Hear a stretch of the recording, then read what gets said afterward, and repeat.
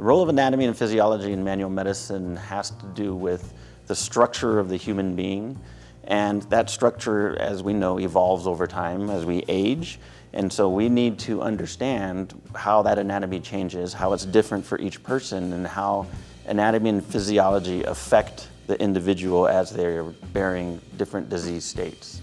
So for manual therapists, what we look at is how the structure of the body is bearing that disease state, whether it's something like low back pain or someone who has obesity or someone who has migraines. The anatomy and physiology of that structure changes, and we do hands-on techniques that help with the function of that individual.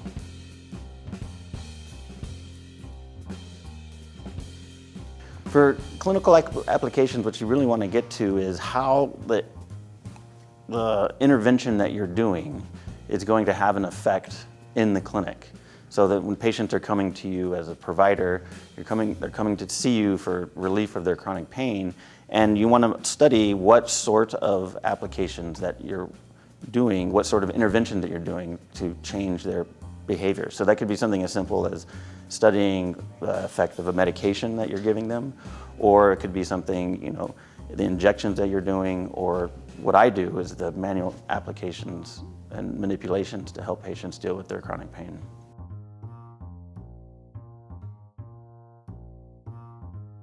Yeah, so a patient comes into the clinic and they're dealing with whatever issue of chronic pain. Let's say it's someone who's dealing with chronic knee pain.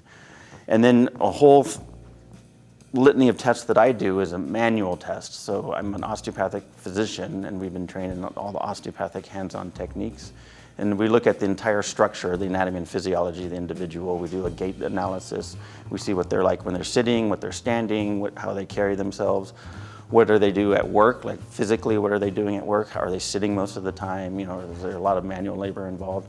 And then with hands-on techniques of diagnosis, you can feel where muscles are tense, where areas might be in or out of alignment while they're doing their job or while they're walking or whatever it is. So take, for example, this person with chronic knee pain, maybe watching them walk.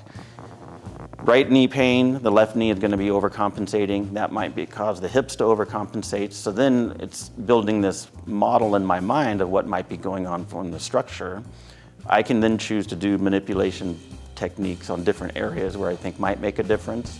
I can refer to physical therapy to teach them exercises to do such things. They can go see their massage therapist and target certain muscles. So that's sort of the kind of pathway that happens for people that are doing manual therapies with patients.